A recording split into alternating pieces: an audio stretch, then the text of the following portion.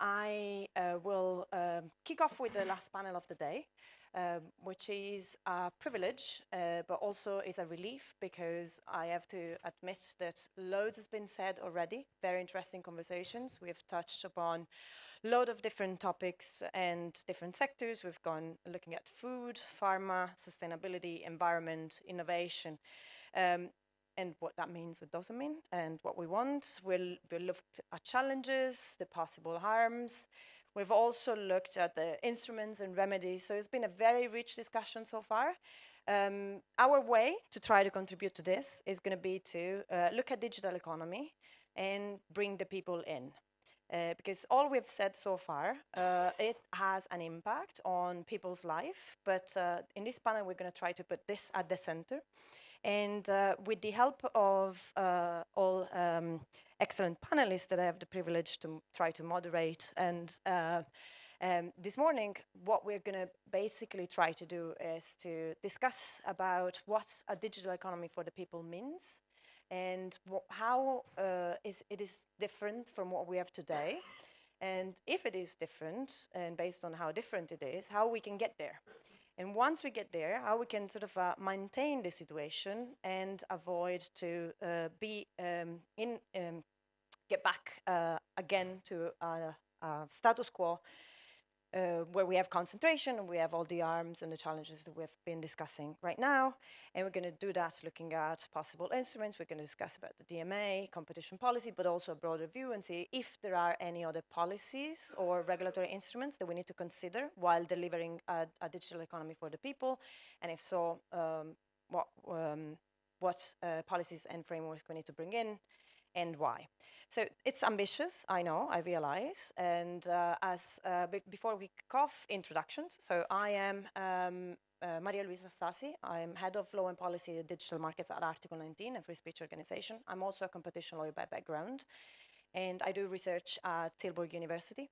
I focus on pro-competitive possible remedies for free expression and competition problems in social media markets. That's my area of expertise.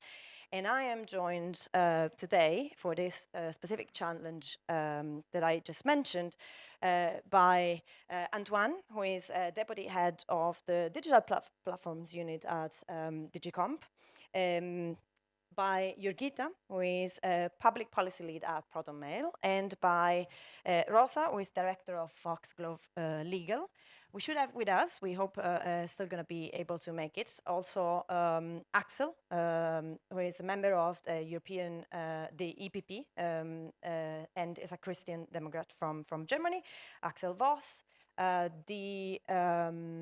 I couldn't be in a better company, also because when we're going to discuss how the digital economy for the people looks like, we have the privilege to bring in completely different perspectives here. We have the regulator, we have a business player, and we have a more civil society oriented stakeholder. So I am sure that we're going to hear from different perspectives and lens, and maybe we're going to agree or disagree on things. Disagree on things is good. It's usually quite constructive. Let's hope to have also some time for questions at the very end. Let's aim at that, in fact. So I will ask you to be quite brief in your interventions, and then we're going to have the time to follow up. And maybe, Yogita, I can start with you. So is the digital economy that we have today is one that is shaped for people? And if not, what do we need? What do we need to change? Sure. Hi, everybody. Thank you very much, Isa, for a great introduction. So I'll try to answer some of these questions from the privacy company's perspective, which I represent.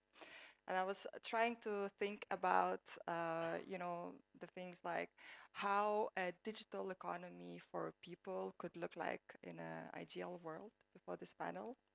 And again, from the privacy company's perspective, we will look at the internet as a place that should be private by default, and that should be interoperable by default in order to actually benefit people, consumers, benefit businesses. By that, I mean that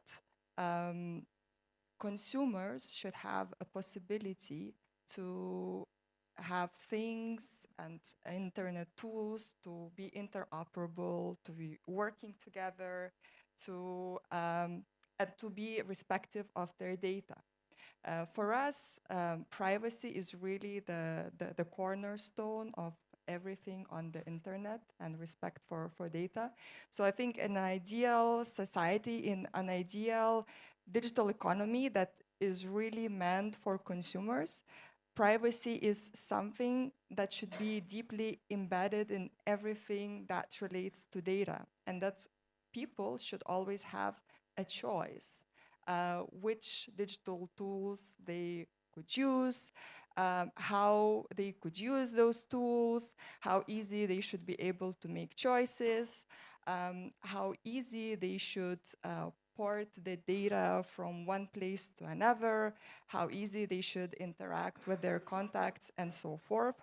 And they should have a right to make sure that their data is shared or not shared with the people or companies that they're willing to. And I think this is very, very important. Also, people should have the right to refuse of their data being shared and sold for, as currently happens now, with hundreds, if not thousands, of other companies. So that's ideal world. Also, in an ideal world, innovation should be the driving force, because it's always that's something benefiting consumers, and obviously competition and possibilities for smaller companies, for challengers to bring this innovation, to bring this choice to people, should be also really at the center of digital economy. Now, currently, what we have, the reality is a little bit different, unfortunately. What we have, and this was already discussed in the previous panels, that a few big companies essentially hold the entire digital ecosystem in their hands. And they really set the standards for data privacy, for the use and types of data of people. At the same time, they're also really holding the keys to the entire, I would say, ecosystems that are often currently called even, you know, basic sort of infrastructures, like for example on mobile, there are only pretty much two companies that hold that have created and essentially have the keys to the two major mobile ecosystems. And all the players in that field completely depend on those companies to get access to their customers, to get access to the consumers, and potentially and very often actually to offer even better products in terms of privacy, quality, data protection, and so forth. What often happens as well is that certain companies, because they have so much power, they even hold the hostage of people's online identity as well, which I think is very, very important. And maybe we can discuss this a little bit later, because there is so much market concentration. And if you want to use, for example, one of the major giants' digital tools, you always have to create all sorts of accounts, put all sorts of data, and then you never know where the data goes, to whom it's sold, how it's used, and so forth. So I'm not trying to paint here a very negative picture, but I think the reality of what we have today is still very far from what we would consider even a suboptimal situation. Now, there are lots of great initiatives that have been brought by European legislators. One of them is the GMA, that I think will be also discussed on this panel. And we as a business, we as a privacy company, a company that is offering an alternative way to people to be private, to treat the data, actually have a lot of hopes in this legislation, and we really hope that the enforcement can make a big difference. Thank you. Yes, thank you very much. No worries. I think others have already pictured a quite pessimistic, scenario before us. So we're allowed to go with that as well, as long as we're being constructive, of course. And I think you've been, because you've pointed out the DMA as one of the possible ways to sort of make this change. So I've heard you talking about. Yes, privacy is one of the priority to change this digital economy for the people, and then it goes as far the problem as being a problem of protecting our own identity. But also, I've heard you very strongly calling for choices and alternatives, and pointing at interoperability as one of those of the possible solutions. So it looks like quite easy to then go to Antoine and say, do you think we will somehow, do you think we have already the toolbox ready for this kind of challenges? And what's the direction there?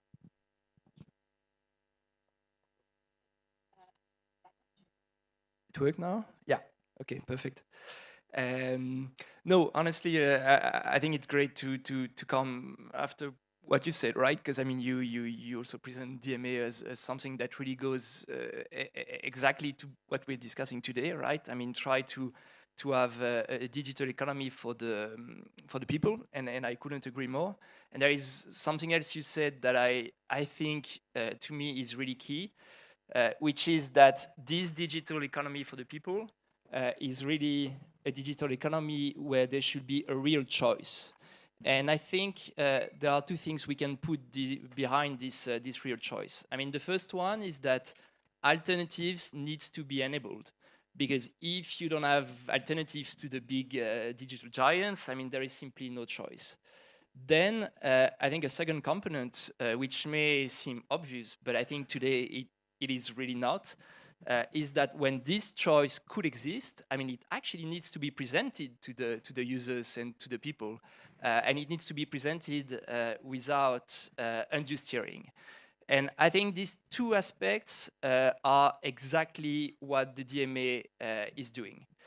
Now, as I'm sure you all know, the DMA is now perfectly live. I mean, we have a number of gatekeepers, and I mean, there are the obvious digital giants that have a legal obligation to be compliant.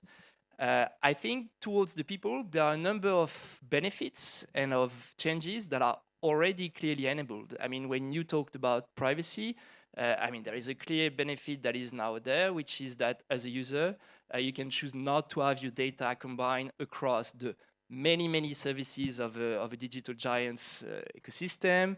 You have the choice screen. I was just discussing the choice screens at the coffee break. I mean, I switched web browsers, and I'm super happy with the alternative. And I was discussing with someone else who did the same. So these are in a way like easy sell, because this is already visible to the people. What I wanted to insist on is something that I think in a way is even more important, but is a bit more tricky to sell, just because it will come, but it's not like completely there yet. And this is really what like the big objective of the DMA, which is to increase contestability.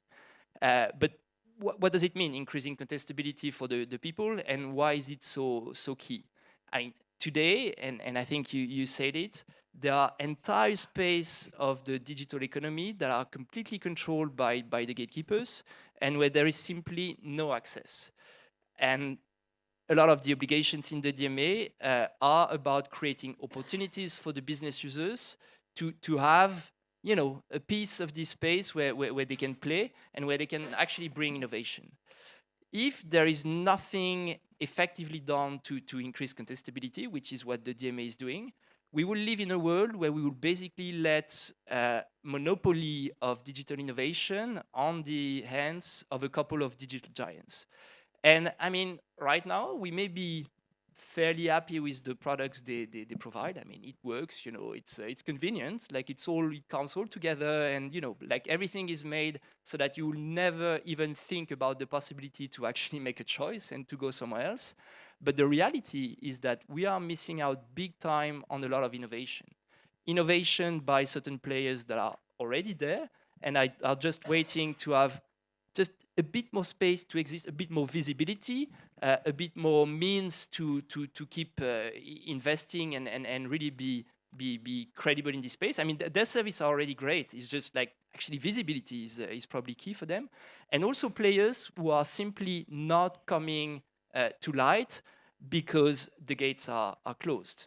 So I think that's really something where the DMA is trying to make a difference. As I said, like a lot of opportunities have been created. Now it will of course take some time and some efforts for the business users to actually take up these opportunities, and then the benefits to become concrete for the people. And of course, all of this will only happen if we have truly effective compliance with the rules, which is a bit my day-to-day work. I'm not gonna lie to you, we're not there. I think we've made it loud and clear that we will not settle for anything else than effective compliance. We initiated 5 investigations. We could probably have initiated more. But look, I mean, there is still some hope that certain things can be resolved through regulatory dialogue. Sorry, believe me, we have gone a long way in the discussions with gatekeepers, and this is continuing. But clearly, if we don't get to something better, it will keep on giving in terms of investigations. Then maybe just one last point, sorry, which is more about something I see. There is a big push from certain gatekeepers in terms of narrative, which is that the DMA is decreasing user experience, is just has negative effects on the user experience. And I think this is really, I mean, it's really not surprising that they come with this narrative. But what is behind it is that they are just telling people, look, I mean, you should not even like ask for choice. You should be happy that we're providing you with this already baked, like perfectly all integrated solution.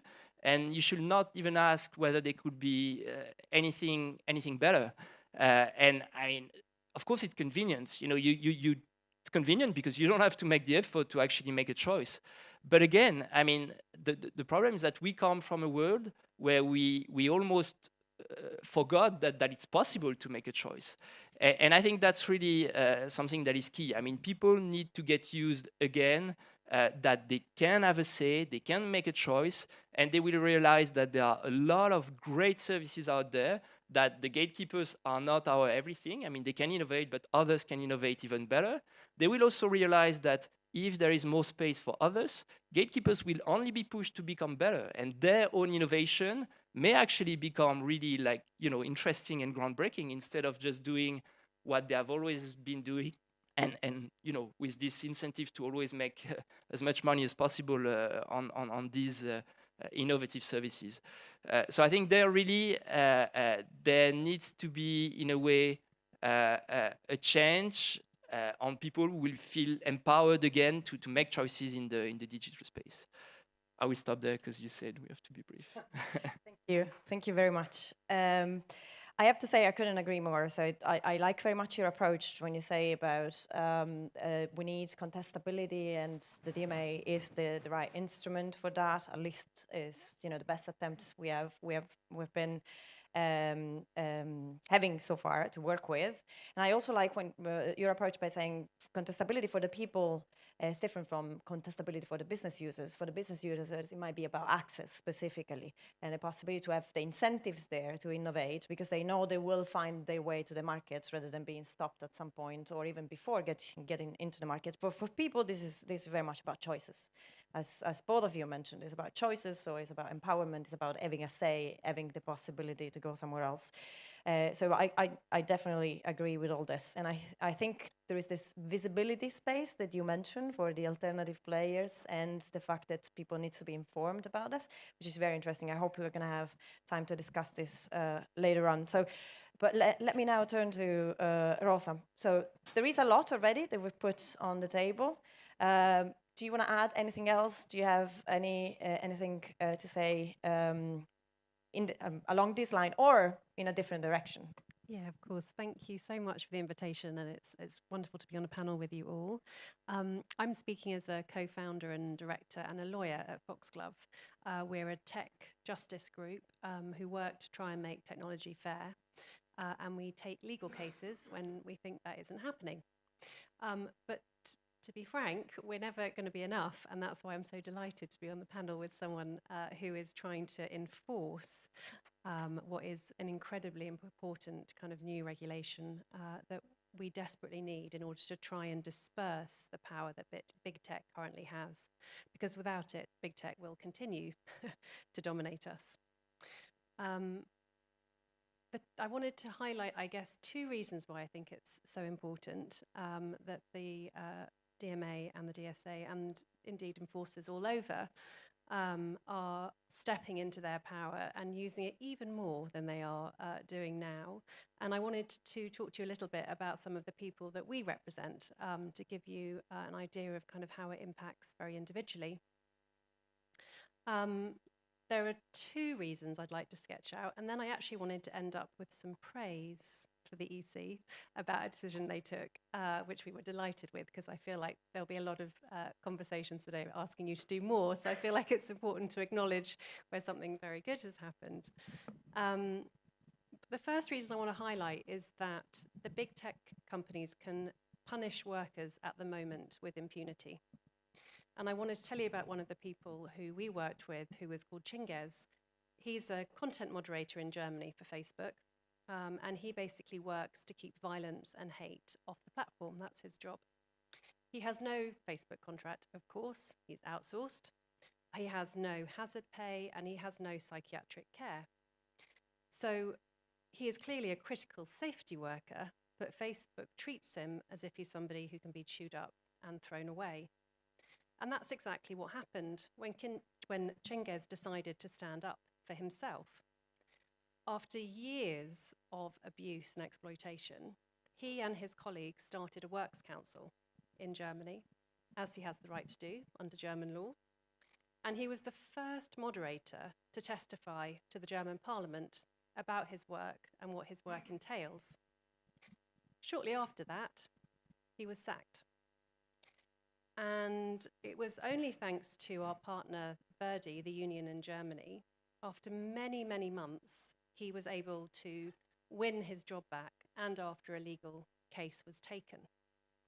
But they will do it again, and they do it again repeatedly because it works. It scares other people, and there's no serious penalty for the companies. Now, you may say, this is something for the labour courts. But I think the root of this abuse is about the sheer market power of the companies. And when a company dominates the market like Facebook does, it can abuse workers without fear.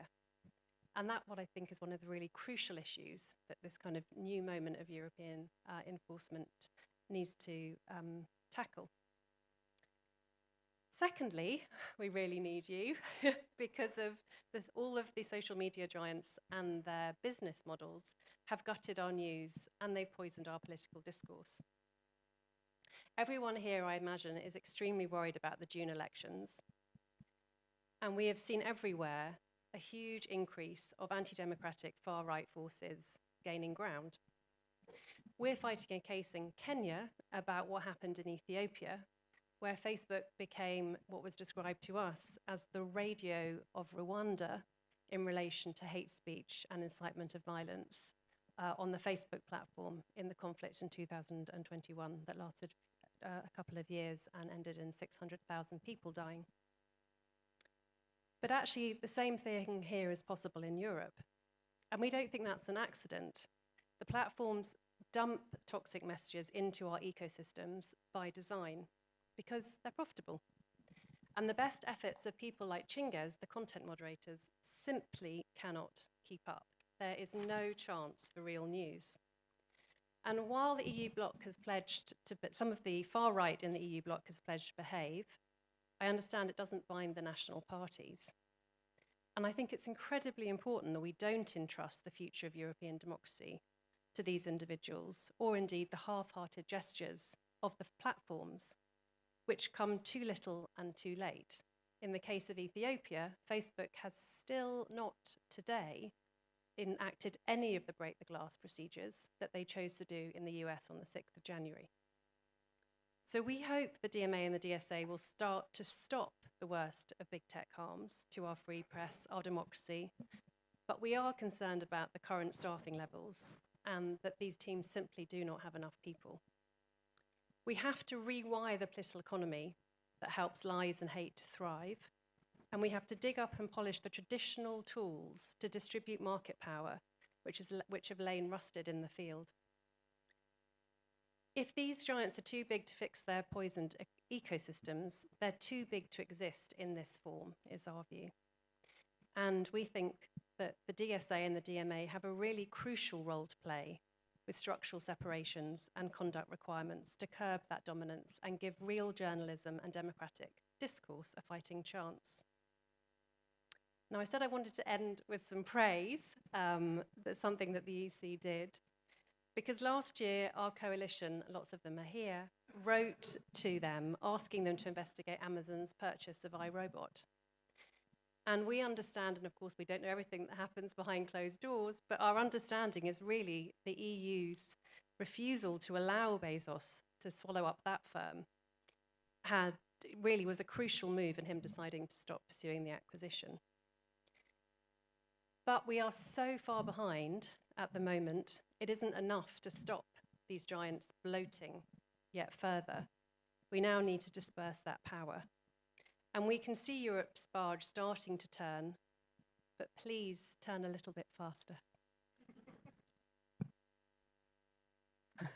That praise had a specific target, so I'm not going to say anything about it. But I do have to say that not that that was unexpected, but the level of discussion is going higher and higher and higher. So I think we're going from a digital economy from the people to the very, very root. What you said, it shows that it's not only about the economy; it's definitely about the core of the democracy, from the spreading hate to, I would say, electoral integrity as well now, specifically in these weeks and months to come, and so on and so forth. So yes, we need to be up to the challenge. Axel, welcome. I would now turn to you, because so far we've been discussing about, what is this, how a digital economy for the people looks like, and we've been discussing about choices and users and the DMA, and have widened a little bit the scope with what Rose has said. Are there any policy or regulatory instruments we need to look at? Because you're sitting in a privileged position, because from the European Parliament you don't necessarily focus, as Antoine does, on a specific regulatory framework, but you can point at us a much broader picture. Please do.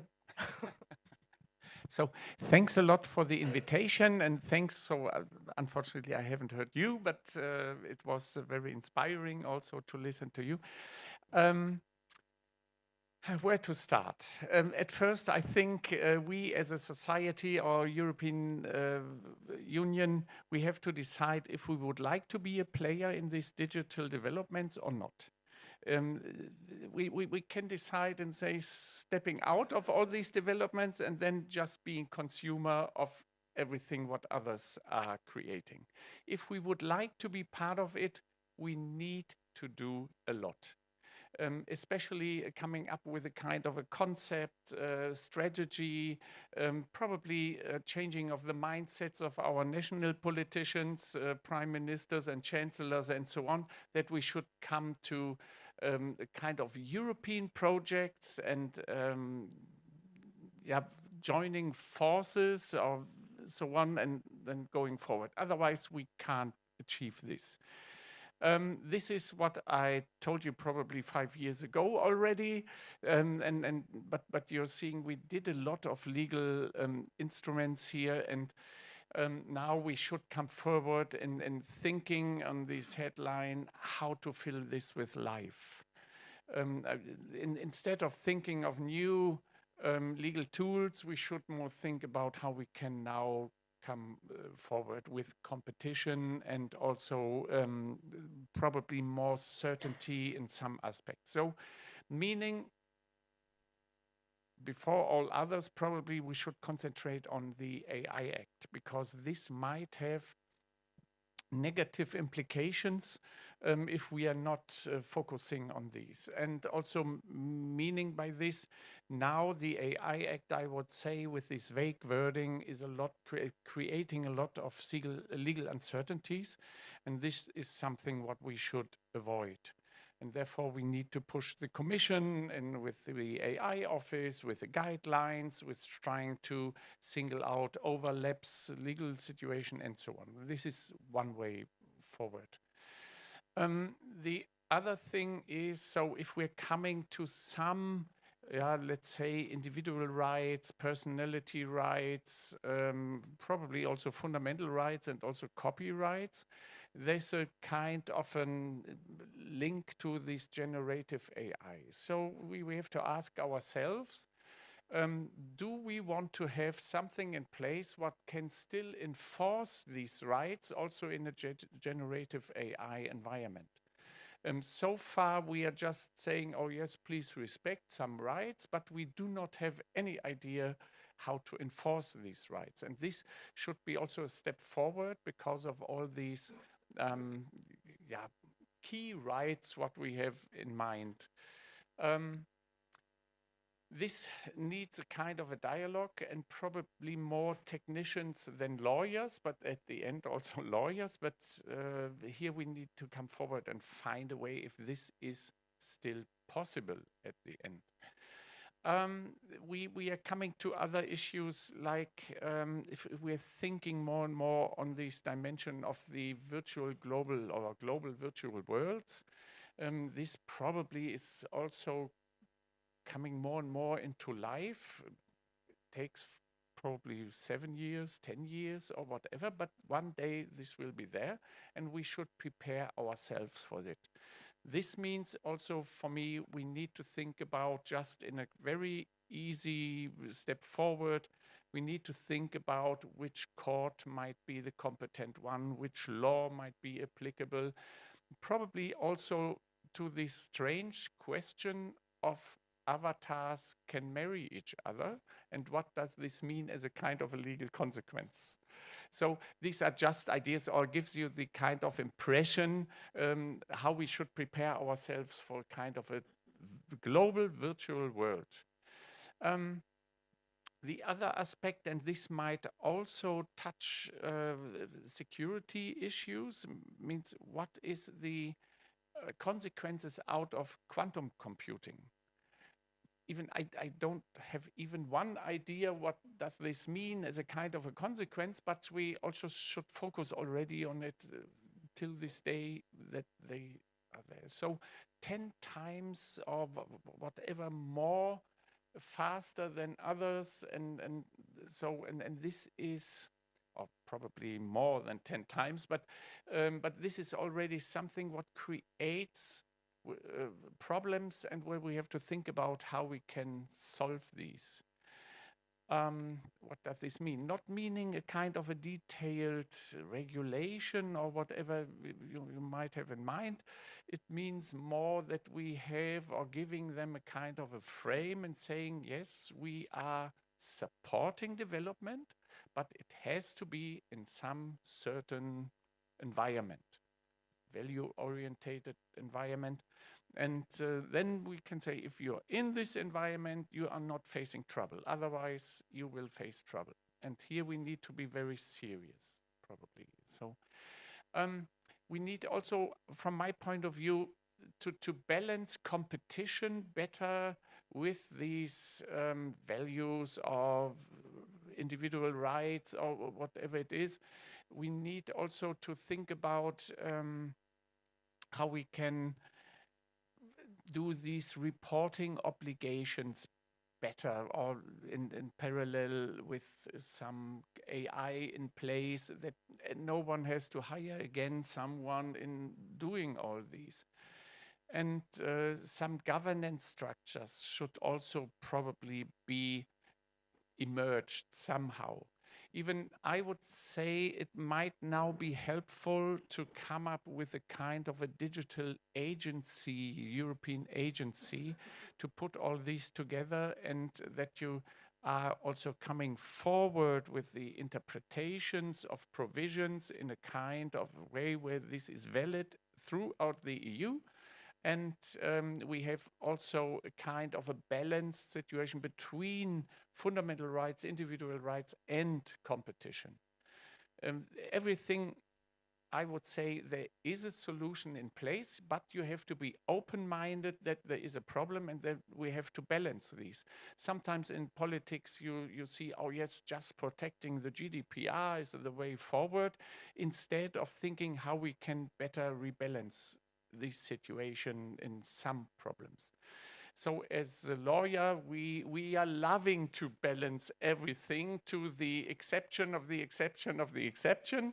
And this is something where I have the feeling we should more come to this situation, because in the AI Act, if you're looking to the use cases, I'm just saying we do not want biometrical data used in something, but it might also be helpful for health reasons, for letting you not falling asleep in a car or a cockpit, and so on. So there are always there's also a good side and a bad side, and here we have to draw this very thin line. And this is where I would say it's better than just in general saying, oh, it's awful, facial recognition and biometrical data and emotional recognition. No, everything might also be used for the good. And that's why I think we need to focus also on these elements.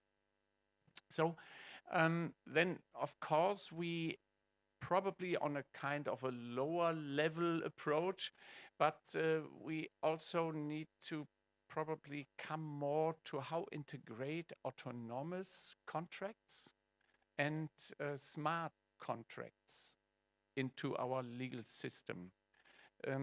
Because machines now coming more and more forward with a kind of its own decision for something. And if my fridge is buying milk somewhere, then all of a sudden I have a contract partner who I even don't know. And what is when the milk is already over the date? And so on. So here we have probably also to find a kind of a way forward. Cloud infrastructure terms and conditions, are they already consumer proofed in a way?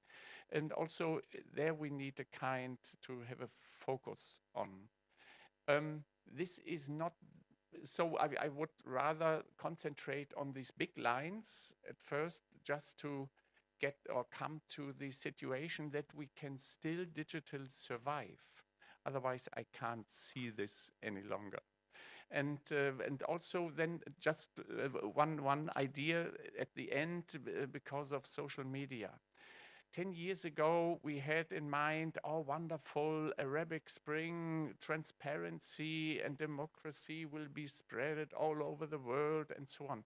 10 years later, we have to defend democracy because of this is undermining democracy standards already.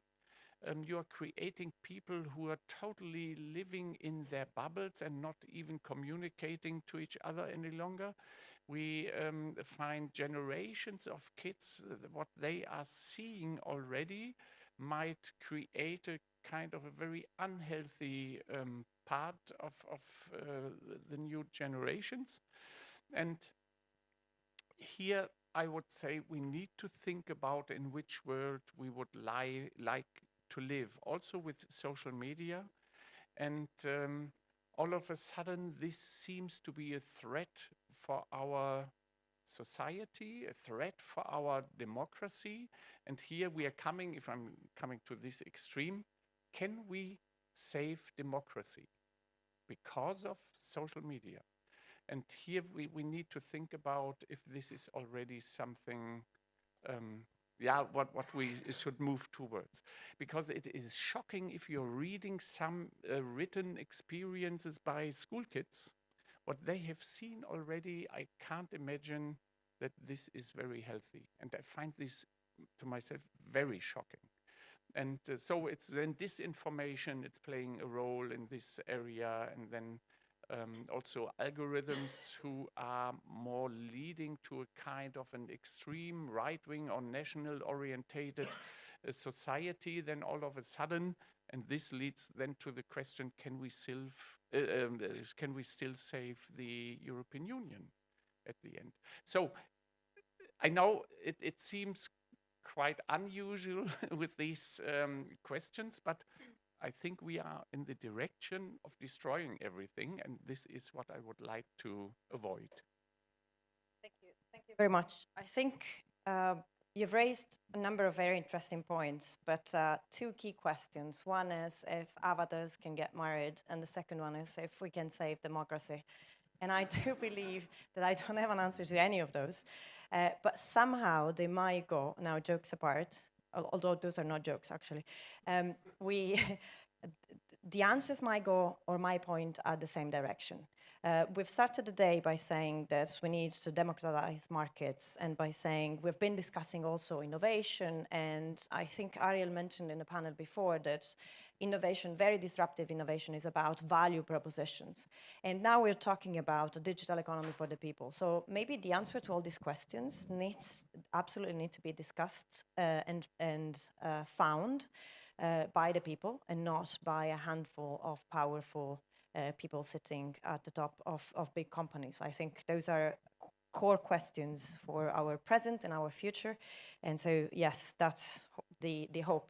I've also heard you saying somehow that we need to make sure that people know that there will be very serious consequences when laws are not respected. So I'm, just looking at someone here saying that I hear, deterrence needs to be there, and maybe we need to reason about this as well, especially because flexibility and deterrence, they're not necessarily going all the time in the same direction. So we need to find a balance there as well in allowing flexibility in the way we implement the rules, but also making sure that there are red lines when we need them. I've been told that we have a hard stop, so I'm getting already bad views and bad sides from the organizers. But I really want to thank you. This has been inspiring for me. I hope for a few more in the room and online. And I hope this is just the very beginning of a much bigger conversation. Thank you.